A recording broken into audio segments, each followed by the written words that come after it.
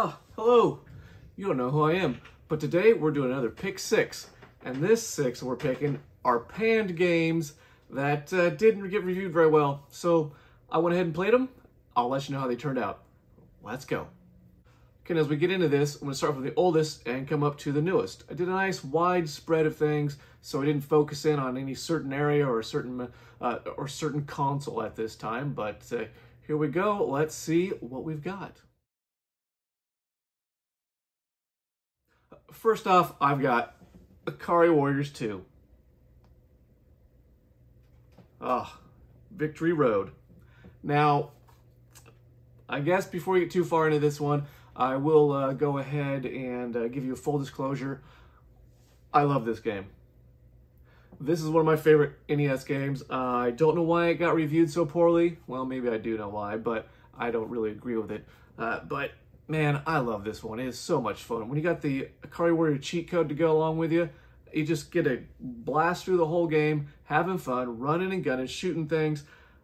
And that might be a little bit of the problem right there, because you think you're moving fast, you think you're going to be moving around quickly and whatnot. Well, in Ikari Warriors 2, it's just like the original Ikari Warriors. You barely move at all. You move real slow, and that could really, especially going back to it now, it can be a little off, because we're so used to so much speed and movement in some of our games now. But anyways, Ikari Warriors 2, I like it. Also because it's crazy setting. It's this weird sci-fi fantasy mix of just crazy weirdness. It's a lot of fun. If you've got a chance, it's not very expensive. I would say pick this one up. Yeah, the screen is full of flickering as the NES is just trying to keep up with what's happening with the game. But you know, it's so much fun. And again, just look at that artwork. That artwork is awesome. So for this one, I say the critics were wrong. Those who dislike it are wrong as well, because this is a great game. Grab yourself some Ikari Warriors 2. Then we're moving on up to the PS2 era, and that is for, I don't have the full meal on this one, I just have the disc in a clear case, but we've got Star Trek Shattered Universe. Now, what drew me to this game originally was that Shattered Universe takes place in the mirror universe of the original Star Trek series. Remember that mirror universe? That was pretty cool. You get to see, you know, the evil side of all the characters and whatnot. So this takes place with Captain Sulu as he's commanding the USS Excelsior, right? And of course, some craziness happens and he gets warped over into the mirror universe. And there he discovers the mirror universe Chekhov, who is I believe a captain as well at that point, but he's of course the bad guy. So what's fun about this one, just get so tongue-tied.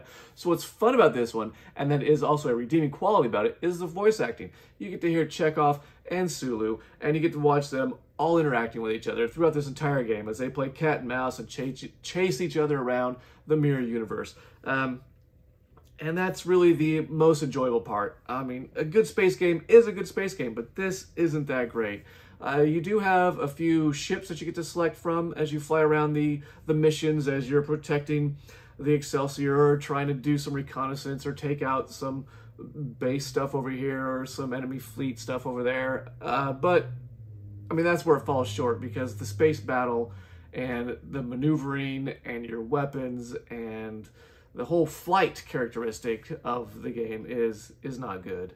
It's not very good. But like I said, if you want it to just play for the fun story that has to do with the mirror universe, and you get to see Chekhov and Sulu do some more interaction in a different way. So yeah, Shattered Universe, interesting story, great concept. Fun to see the characters back with Sulu and Chekhov. Fun to see them in new roles and being pit against each other. Just not good gameplay. It was a miss. All around, it's a miss. It could have been something, but it wasn't. Star Trek Shattered Universe. Yeah, panned for good reason. Not a good game. Skip it. Moving on up to the DS. Oh, the Nintendo DS. I need to do some big episodes on the DS because I love the DS. Such a great handheld. So much fun. So many great memories. So many good games. Well, except for this one. And that is X-Men Destiny. Ah, it's a shame. I mean, it could have been so good. Some great artwork on the back as well. I mean, talk about a big whiff. It's just a complete miss.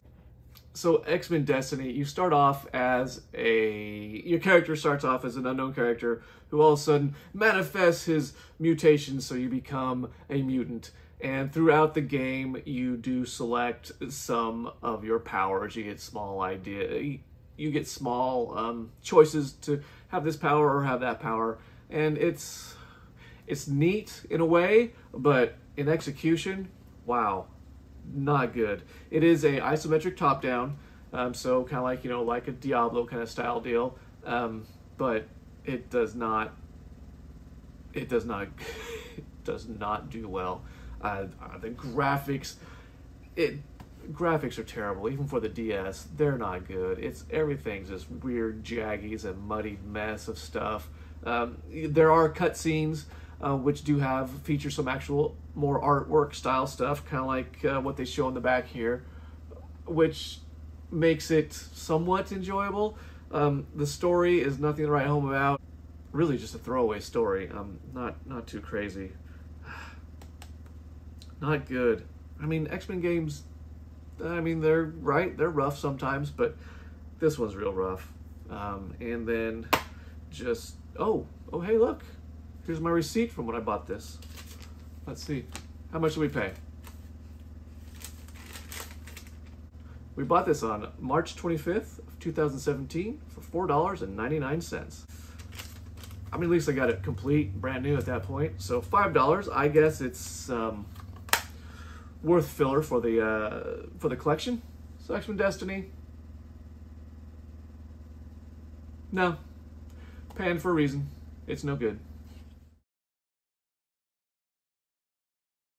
Oh, now we're moving to another handheld. Probably my number one handheld after all these years and all these other handhelds. What I love the most, the PS Vita, and we're going with Silent Hill, Book of Memories. Now, this got blasted pretty hard. Of course, it's one of those games, right? You got the name Silent Hill. That means some very specific things to many people, right? That means survival horror. That means the third-person view, the fixed camera angles, lots of fog, lots of doors, lots of corridors, lots of rooms as you try and lots of crazies, dark outside. You know what Silent Hill means. So Book of Memories is not that at all. What this is a complete Diablo clone style where you are diving into this Book of Memories and you're fighting your way through all this stuff and you're upgrading all your equipment, you're finding weapons and other things, and it is it's a very fast-paced, pure action-based game. And understandably, I understand why some people are upset or why they didn't really appreciate it, because, like I said, when you hear the name Silent Hill and you read it, you expect a certain kind of thing. But I think with it being on the Vita, it allowed for this game to be different and to reach out from what people usually think of Silent Hill and to try something new. And then I'm going to say that it succeeded. This was a pretty fun game. It looked great on the Vita. It played well. It can be a fun game if you're willing to step outside of what the normal Silent Hill stuff is. I think what they did here was fine. It wasn't anything disparaging against Silent Hill or the franchise, and that it is mostly, it's pretty much a black sheep. So if you see it anywhere, I'd grab it, give it a shot. Ooh, I don't know how much it's worth though. It may be a little expensive because Vita stuff, is pretty crazy and pretty pricey.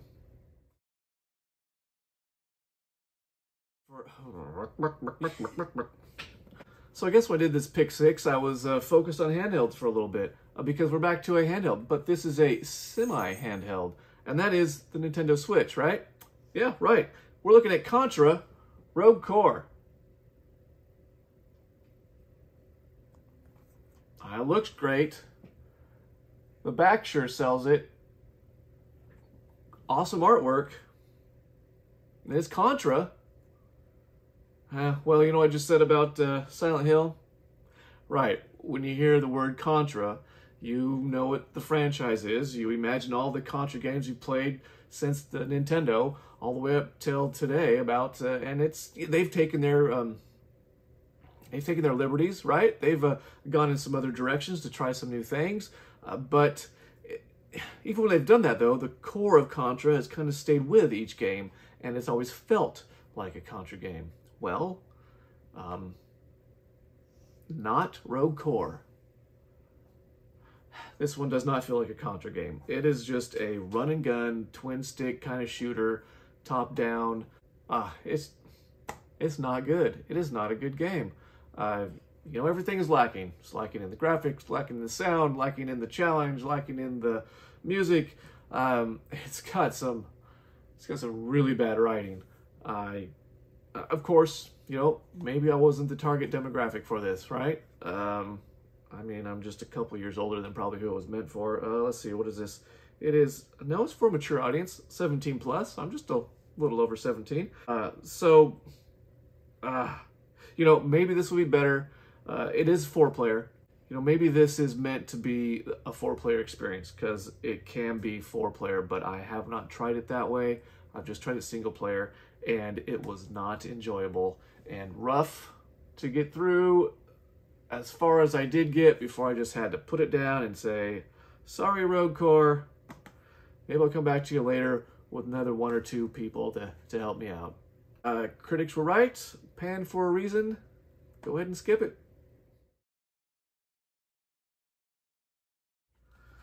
All right, well, this brings us up to our PS4/PS5 game. I've only played this on the PS4 so far, but this is from one of my, well, I guess I'd say this about everything, right? This is from one of my favorite franchises, which is Warhammer 40K, and this brings us to Necromunda Hired Gun.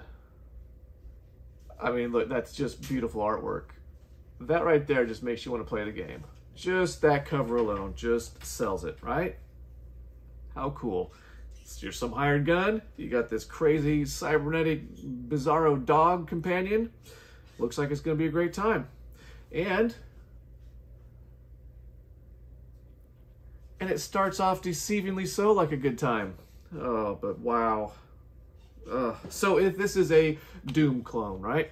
It is pure Doom. You are speed incarnate, you are running, you're jumping, you're getting all over the place, and you are just using every weapon that you can find in your arsenal just to kill all kinds of stuff. Just massive amounts of enemies, all kinds of mean ones and easy ones, but just you know, a good plethora of things coming at you constantly that at times can get you a little overwhelmed, but you know, that's why you've got plenty of skills that you unlock and abilities and things like that. And your guns are the upgrade path of all your weapons is pretty intense. That's almost I guess that's the good part. That's the fun part about this game, was the upgrading of your weapons and of your other equipment that you have and that you use throughout the battles.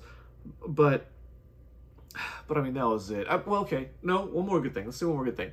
The levels were huge, very large. I mean, just plenty of things hidden throughout nooks and crannies and rooms that you can find, and just little, you know, treasure chests which give you random loot because you don't know what you're going to get, and you can find those throughout the way of each level. But, oh my gosh, the game itself, the writing, the dialogue is pretty bad. I don't know if it's cringeworthy, but it's pretty bad. The story itself is not very intriguing. I didn't really care much for it.